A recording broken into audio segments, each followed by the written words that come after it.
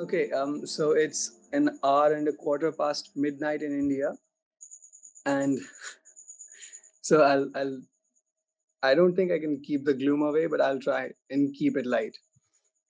So I'll begin with the poem called a Little Elegy for Death. It's after Aga Shahid Ali. It's a very small poem. A Little Elegy for Death. The shroud of death engulfs you, and your countenance stays still the calmest I've ever seen. I look back to a moment earlier when you might have held my hand. A moment later, I'm not allowed to unveil your face. You lay cold on ice. I wait to hear your voice again.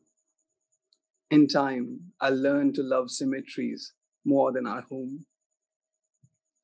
Then there's this poem I wrote for my brother, and it has memories. So I'll begin.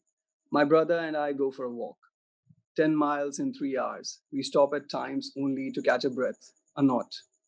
We walk like warriors, like sportsmen, only a bit slower, like postmen in the 40s, running to people only to deliver them news from some other, almost insignificant people like ourselves.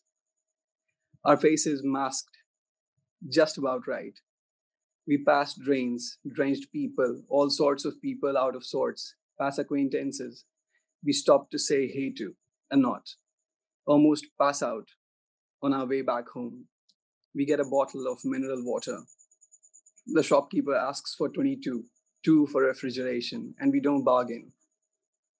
We don't bargain as much anymore.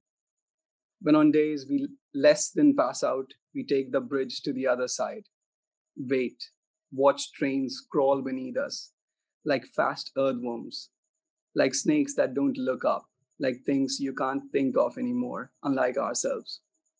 On the other side, we don't linger. It's a different world of boat makers, of snatcher, of rich, disillusioned people, of illusionists. When we take the bridge back again, it's silent. On our way back home, home is nowhere. Everywhere is home. So even when we are lost, we aren't. I had my chapbook published recently. It's called Unaccomplished Cities, and it has this one poem called God's Silence. It has this epigraph from Jamie Sabines. He put his lips to my ear and didn't say a thing. So I'll begin the poem.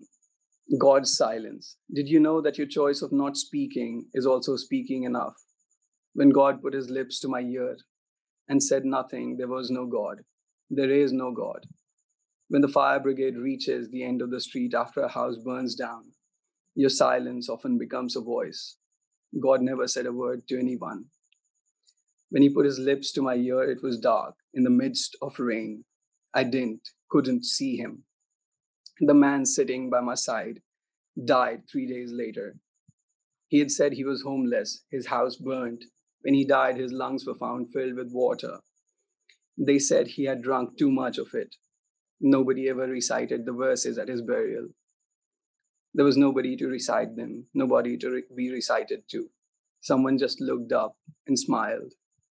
When later you go there again, you learn what you've made of this world in silence.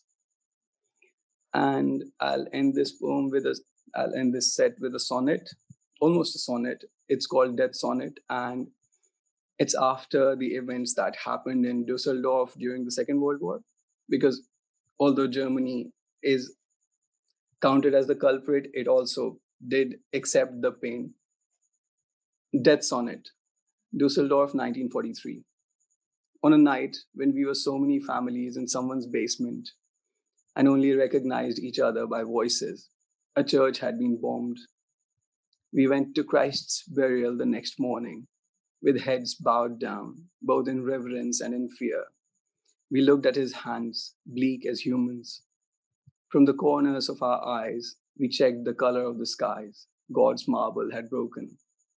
We stood around fissures, and it took us some time to believe that we were all that we had, back every night in the same basement, faceless for long, retelling the tales all of us knew something about. Tales in which God never appeared, in which death birds circled dark cities every night, where even a little light meant death. In light, we walked to God's tomb one day, laid down more soil, so that when each of us died with a bowed head, he could lay us down to rest. Thank you.